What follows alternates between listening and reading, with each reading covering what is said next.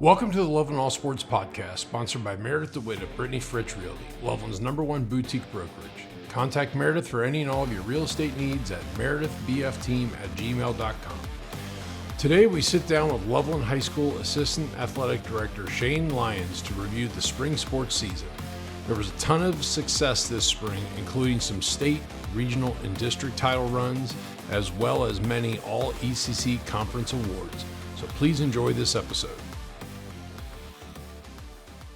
Well, good afternoon, Loveland. We're sitting here, as we usually do, every 3 times a year with Assistant Athletic Director Shayne Lyons. Shayne, how are you? Good. Thanks for having me back. Yeah, man. It's been can't believe we're at the end of the school year and I know. thinking about next year already, but we definitely want to get together and give all the spring boys and girls athletes their due process, and there's a lot to celebrate. We've had a lot of success in a handful of the sports this year, and then we'll look forward to talking at the end about how we're doing with the All Sports Trophy. So you just got back from Florida, so you're all rested? I'm all rested, but looking forward to the 4th of July this weekend, and we'll hit the ground running coming back from the 4th of July, ready for fall. Awesome.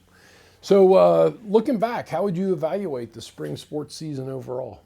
It was good. It was a good year, I think. We had pretty good records. I think we won 4 or 5 ECC championships. We had some state champions. We had state qualifiers, district champions, a lot of player of the years. Overall, it was a good year, especially a good spring. I want to just give a quick shout out to the class of 2026. Congratulations on graduating. And it was a pretty gifted class athletically. So they were a lot of fun to be around, and it was my first class that I was with for 4 years here at Loveland. Makes sense. So it was a lot of fun to get to know them, get to know their families, and best of luck in all of your futures. Awesome, that's great. Did you have any challenges in the past spring season besides, weather was decent? Actually, the weather was really good. We didn't have too many challenges when it came to weather or anything like that. It pretty much ran smoothly when it comes to scheduling, especially when it comes to baseball, softball games. When I want to say we went like the first 4 weeks without a cancellation or something crazy like that. And we got real lucky. And obviously, like at some point in the year, like it piled up a bit, but it wasn't piling up the whole year, which was real nice. Right, that's awesome. Parents good, volunteers? Yeah, everything was great. Have a lot of volunteers where need be? Like volunteers, it's kind of like the kids, like sometimes it's like, yes, like you get the same people there all the time, but everyone's like ready for summer. Everyone's ready to be done. And it's tough, so like everyone understands, but we always appreciate the help when we have it. Yeah, that's good. So consider that in the future. It's always a quick season. The spring it's a lot faster. So fair enough. Let's dig into some of the success on the teams. Let's start off with Loveland girls lacrosse. Yeah, we're gonna start off with girls lacrosse. They had a pretty strong regular season. They went 13-5. They were 4-3 in the conference with a real strong senior class. They had 2 first-team members in Marissa Finley and Harper Stanfield. And then 2 second-team all-ECC members in Macy and Maria Yeager, and an honorable mention to Maddie Murphy. So they had a good year. It's a program that's still growing. And like I will say, like their numbers look really good coming up. Quite a bit of freshmen came out this year, played quite a bit of JV. So it's a program that is on the up and up. I want to give a quick shout out to Marissa Finley. She broke quite a few records this year. I believe it was like total points in a game. With goals and assists. I want to say it was like 19 or something like that. Nice. I don't remember the exact number, but she had a great year. And it's a tough conference to play in. Yeah. I think Kings went back to a regional final for like a 3rd straight year. Milford's very good. So it's a team that they definitely avenged some losses in the conference and across the regular season, so that was a lot of fun to watch. Nice. Good to hear. And how about boys lacrosse? Boys lacrosse, they finished the season 15-4. Again, a great group of seniors. They started off the season really hot. They were playing well. Injuries kind of deteriorated their last few weeks of the regular season into the postseason, which didn't help. But Cincinnati lacrosse is super strong. We're going to give a quick shout out to Kyle Harden. He was named the 2nd defensive player of the year in the conference. Unfortunately, Kyle tore his ACL in the last regular season game before the playoffs, so hopefully quick recovery to him. But we had other first team members as well: Lincoln Boldazar, Andrew Dermott, Rocco Filia, Kyle Harden, and Adam King. And second team, Luke Doherty, Hudson Fay, Brendan Salm, and Will Weicker, and honorable mention was Austin Bamer. Again, it's a group that that took a lot of pride in going into the season, especially with the senior group. They wanted to have a good year and go out strong. After what they call a disappointing year last year, they wanted to make sure that they came out this year and won more games, beat Moeller, which they did, and just kind of just take the program out on a high note. Yeah. And I feel like they did that. Like I said, like injuries really hurt them. I mean, when you lose a defensive player of the year, no matter what sport, and especially a sport like lacrosse where someone can shut down someone else's best player, it obviously hurts you when you get to the stronger teams. Yeah. And then explain to the community, because we compete in Division I lacrosse. Yeah. Do we have an option? No. So the way it works is there's only 2 divisions in lacrosse. Okay. So, and that's just because there's not enough schools Right. that actually have it. So we're one of the smaller. I believe on the girls' side we're the smallest Division I school, and on the boys we're like the 3rd smallest Division I school. Okay. So if more bigger schools get it, we'll probably drop. Just kind of depends. You don't really have you have an option, but you can only opt in from 2 to 1. Got it. So, but teams don't usually do that because Division I is loaded. Okay. Got it. Makes sense. Yeah, I always wondered that. So just quantity of teams. Yeah, it's just quantity of teams. Okay, great. Yeah, a lot of names on there I'm familiar with. Kyle Harden's a special kid in my heart, and friends of my son's, and I coached him in Little League football in 3rd, 4th, 5th, 6th grade. Man, he was one of my favorite linemen, so I love seeing him do so well, and that's great to hear. So a veteran podcast, Loveland softball. They had a above average year. Yeah, they had a really good year, especially offensively. They hit 23 home runs as a team, which was 2nd in the conference. And they actually, outside of Kings, who won a Division II state title, who's in our conference, we were a leader in a lot of offensive categories in the conference. So, they had a good year.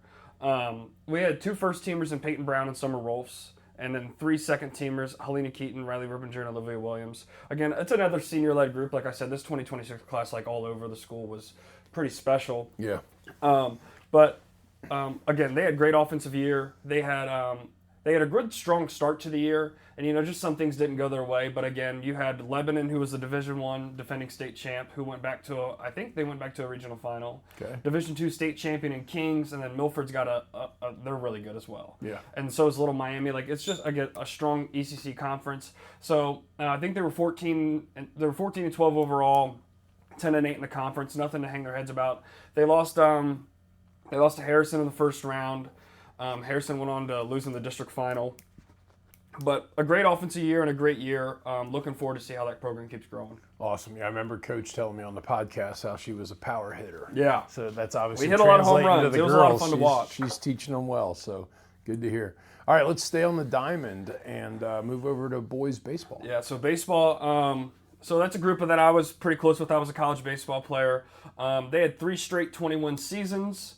They went to their 3rd straight district title game this year. They've won 2 of them. They went back-to-back. So that was a lot of fun. I think they ended up a game and a half. They got 2nd in the conference. So nothing to hang their heads about. In all conference selections, they had 6 first-teamers with Blake Kerrigan, Brody Miller, Drew Earther, Dalton Schottmiller, Brady Stidham, and Luke Zicka. They had 3 second-team members in Blake Hatfield, Riley Litchfield, and Nathan Ryan. And honorable mention was Owen Liu. They also had quite a few All-City members. Yeah.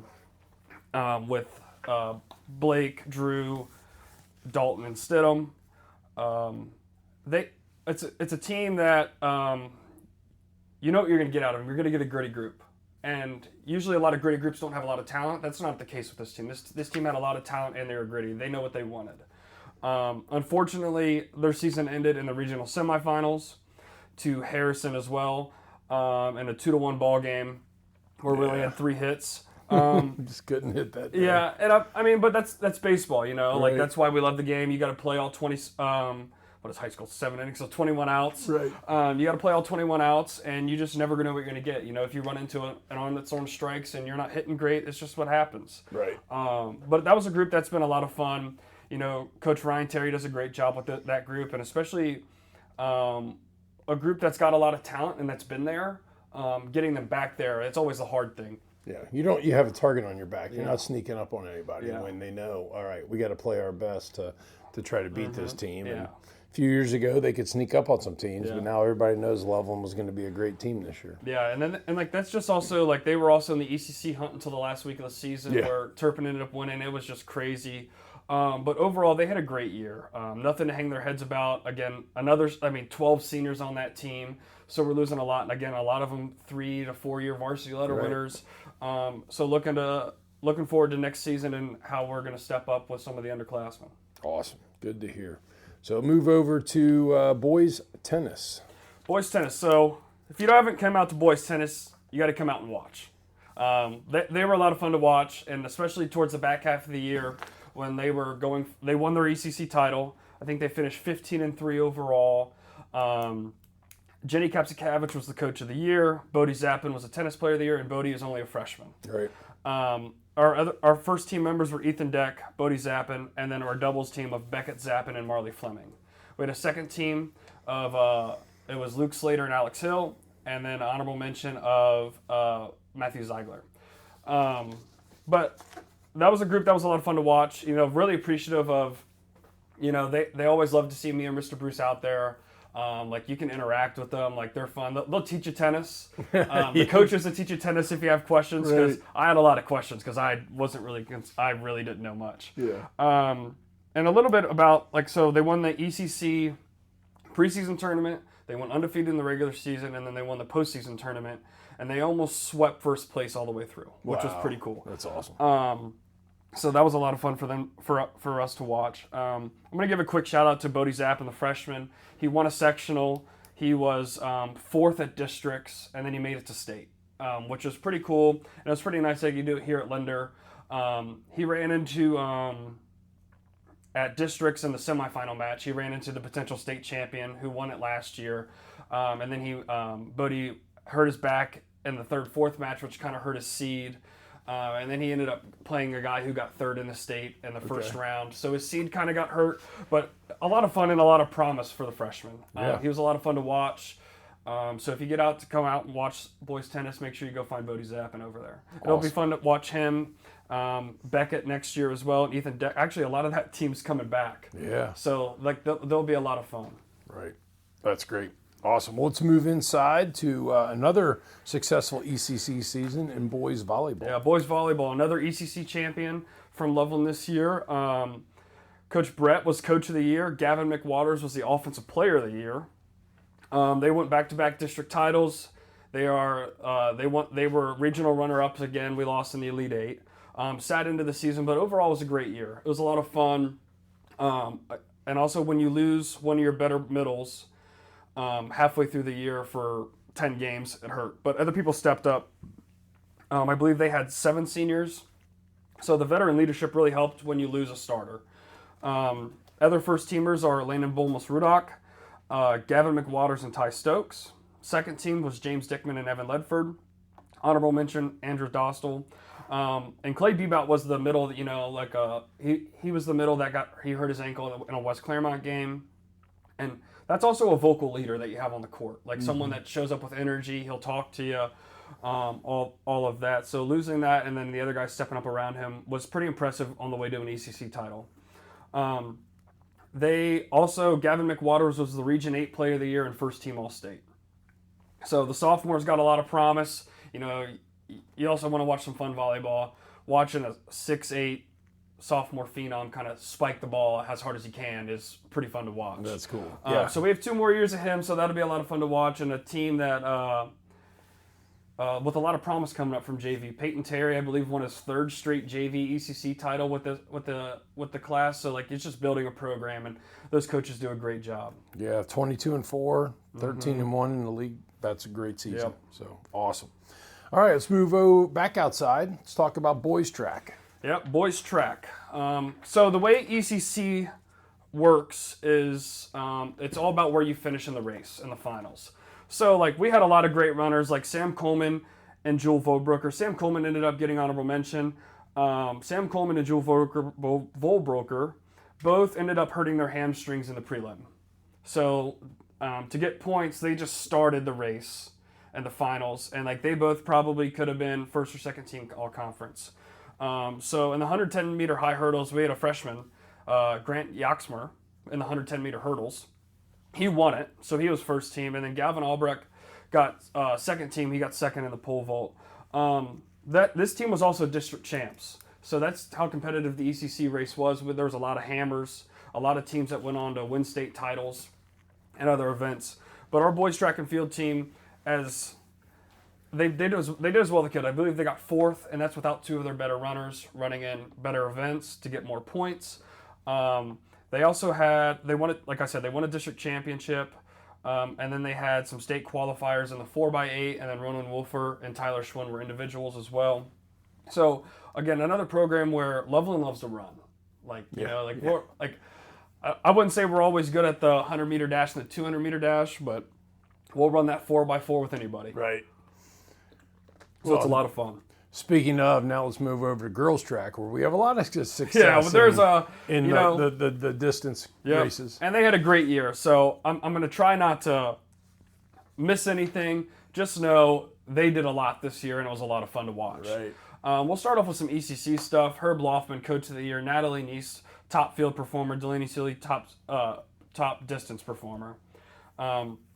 First team selections: Caroline Mernan in the 200, Caroline in the 400, Delaney Seeley in the 800, Delaney in the 1600, which means they won these races. So They both won 2 races, and then both those girls, Delaney and Caroline, along with Emma Todd and Brinley Sherman, won the 4x8.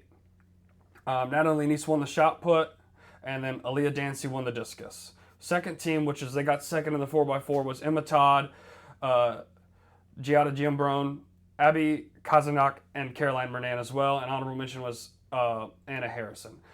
They were ECC champs, I believe it was 7 in a row, league champs, which is unreal. Yep.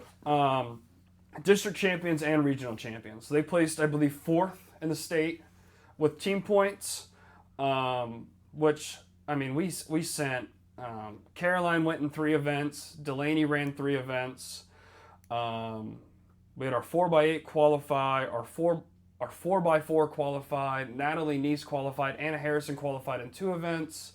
I'm trying to think what else. I think I said our 4x4. Yeah, it's a mouthful. But it was just so much, and it was a lot of fun to be up there with Jason, and we just sat there and watched state and watched the girls run. Now, to the big part, I believe you said like their podcast is coming out soon. Caroline Mernan had a great weekend. They started it off on, I believe it was Saturday afternoon.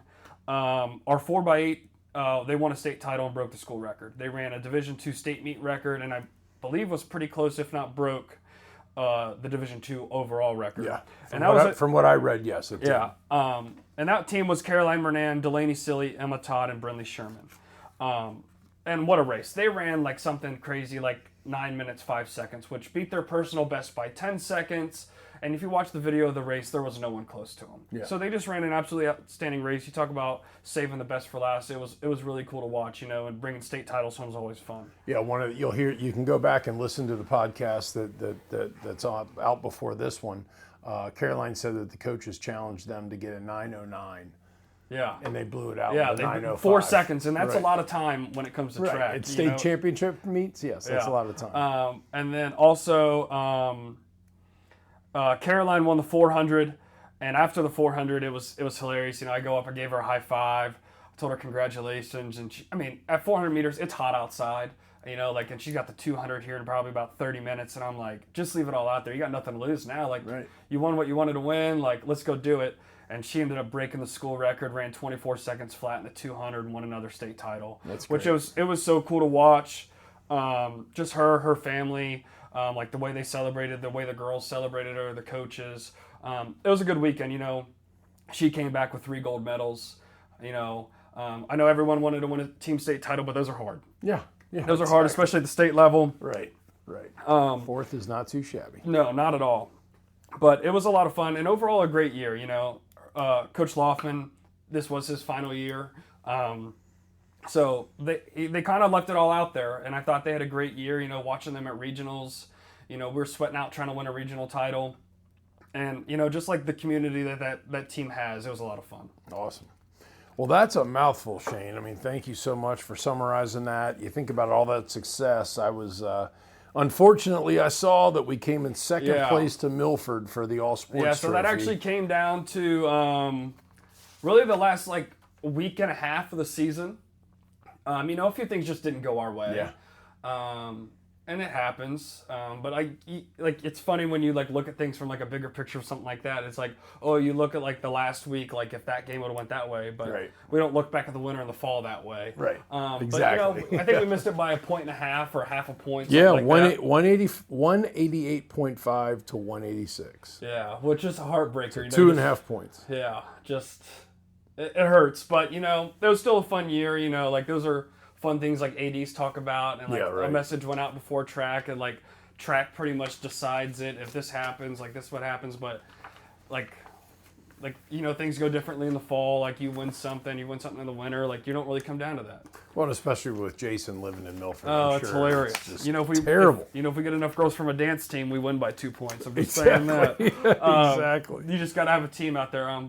To get the points, participation points would push us over the top. Exactly. So Awesome. no, but overall it was a good year. Looking forward to next year. Enjoying some downtime before we get the ground rolling. Before you know it, the fall will be here. Yeah, what are you looking forward to in the fall? The cool fall nights. I Yeah. mean, it's the hottest week of the year this week. But in June, and I like the fall nights of, the sun setting at 8 p.m., 8:30. At a soccer game, at a football game, in a hoodie and shorts, and just kind of just watching. It's perfect weather out there. I think that's my favorite part. Is just probably the weather. Well, we'll definitely have 2 or 3 of those first games where it's gonna be whoever 95. designed the stadium up there it should be reprimanded, because let's put the home team facing the sun when it sets in the fall. Yeah. So it's but no, it'll be a great football season and all the other sports and girls soccer, and here we go. Volleyball, we're all ready to go back in. Cross country meets. Yep. Rinse, lather, repeat. Exactly. Awesome. Well, thank you so much, Shayne, for taking some time today to update the community. Thank you. You bet.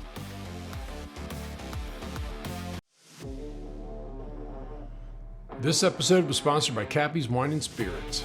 This summer, enjoy the warm nights with some of your favorite bands, and be sure to join Cappy's on the 4th of July weekend for a lot of fun, including the hot dog eating contest. Thanks, Cappy's, for all you do.